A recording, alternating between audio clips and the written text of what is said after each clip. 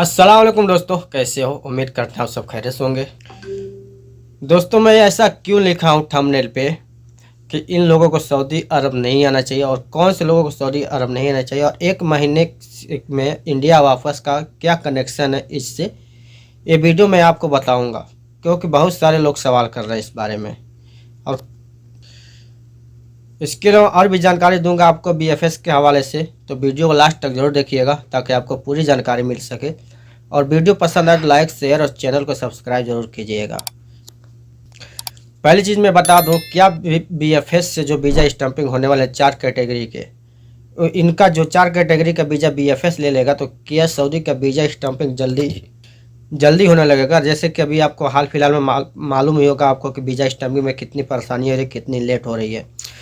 तो क्या इससे ट्रैफिक कुछ कम होगी एम्बेसी में या फिर पहले जैसा ही रहेगा जैसे पहले चलता था नॉर्मली, ठीक ना, जैसा टाइम लगता था। यानी बीएफएस के आने से भी कोई फ़ायदा होगा कि नहीं होगा, तो इसके बारे में आपको बता देता हूँ। अगर बीएफएस के ज़रिए फ़ायदा तभी हो पाएगा, तभी वीज़ा स्टैंपिंग जल्दी होगा आम लोगों का, जब बीएफएस खुद अपने ऑफिस में, एम्बेसी में अपने ऑफिस में वीज़ा स्टैंपिंग करवाने लगे तब।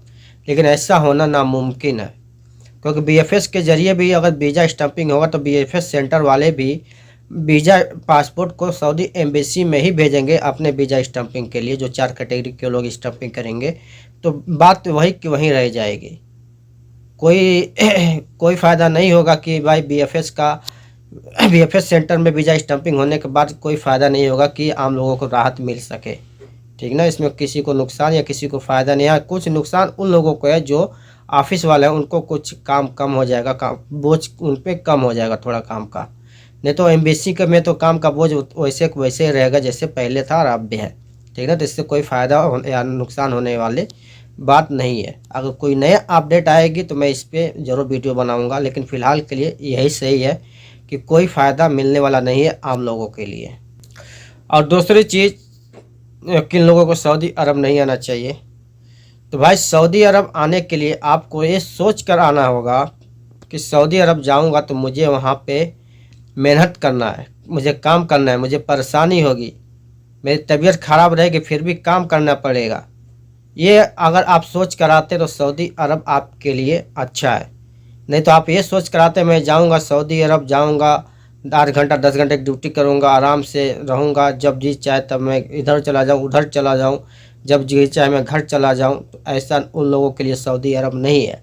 क्योंकि ऐसे बहुत सारे केस में आते हैं, बहुत सारे लोग आते हैं बोलते हैं भाई मुझे आए हुए 1 महीने हुए, मेरा मन नहीं लग रहा, मेरा कपिल अच्छा नहीं है, मेरा कंपनी अच्छा नहीं है मुझे कंपनी परेशान करी, मुझे कपिल परेशान कर रही है, मुझे घर जाना है, तो मैं घर कैसे जाऊँ। तो मैं एक चीज़ आपको बता दूँ, घर जाने वालों को कोई रोक नहीं सकता, ठीक है, वो घर चले जाएंगे। लेकिन आप ये सोचो कि आप आए क्यों सऊदी अरब में, इतना पैसा खर्च करके, इतना पैसा इंडिया से कोई ब्याज पर लेकर आया है, कोई कर्ज लेकर आया है, कोई अपने पास से पैसा लगा कर नहीं आता है कि आप यहाँ पर सऊदी अरब आए और वापस चले जाएंगे तो वो पैसा के क्या होगा। आप ये सोचो, सऊदी अरब में आपको रहना है तो मेहनत करना पड़ेगा, यहाँ पर गुलामों जैसी ज़िंदगी गुजारनी पड़ती है सबको शुरू में।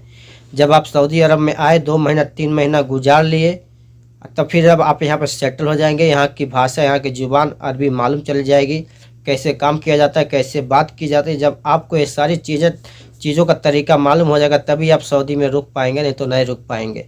और इनमें बहुत से ज़्यादा लोग घबरा जाते हैं, किसी को 2 दिन भी आए हुए नहीं होते हैं, उनको मालूम हो जा रहा है कपिल मेरा कैसा, मुझे यहाँ पे मेरा आज ये नहीं हो रहा वो नहीं हो रहा। सबसे बड़ी वजह ये होती है उन लोगों के लिए कि वो लोग सऊदी अरब में आने के बाद उनका मन नहीं लगता है।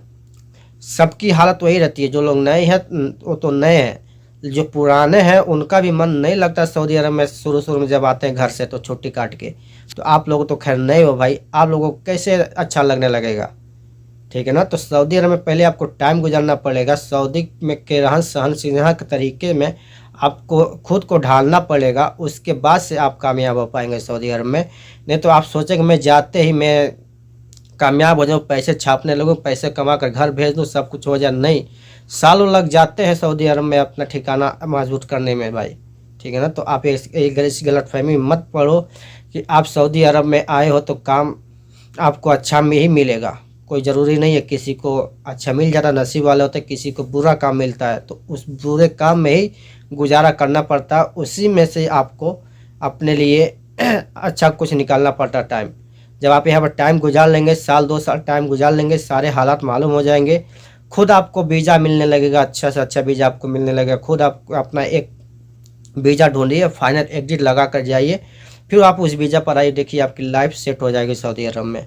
नहीं तो अगर घबरा कर आप महीना 2 महीना में ही भाग गए तो फिर आपके लिए दिक्कत हो जाएगी। इसीलिए मैंने व्हाट्सएप ग्रुप बनाए है। अगर आपका मन नहीं लग रहा तो आप एक व्हाट्सएप ग्रुप में भी बातें कर सकते हैं, सबसे हेल्प ले सकते हैं, सब कोई आपको तरीका बताएगा कैसे क्या करो भाई। क्योंकि आप जब टाइम गुजारोगे, कम से कम उतना टाइम तो गुजार दो ताकि आप जो पैसा लेकर आए तो पैसा तो आप पूरा कर लो। जो पैसा लगा कर आए थे वो पैसा तो निकाल लेना चाहिए। जब पैसा निकल जाएगा तब आप घर जाओगे तो अच्छा रहेगा।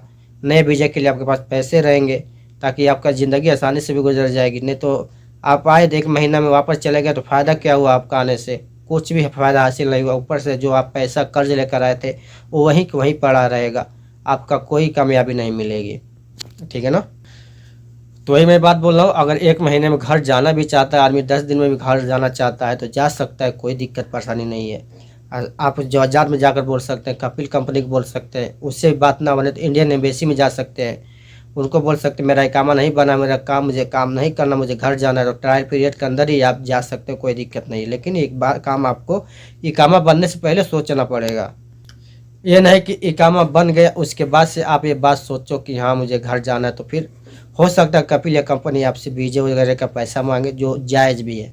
अगर आप इकामा बनाने से पहले अगर आप बोल देते हैं कि भाई मुझे काम नहीं करना, मेरा मन नहीं लग रहा, फिर मेरा ये काम पसंद नहीं है, आप मुझे घर भेज दो, तो कंपनी या कपिल पैसे तो मांगेंगे, डराएंगे, धमकाएंगे भी, जेल में डालने की बात करेंगे, मारने की बात करेंगे, पैसे मांगने की बात करेंगे, कुछ नहीं होगा।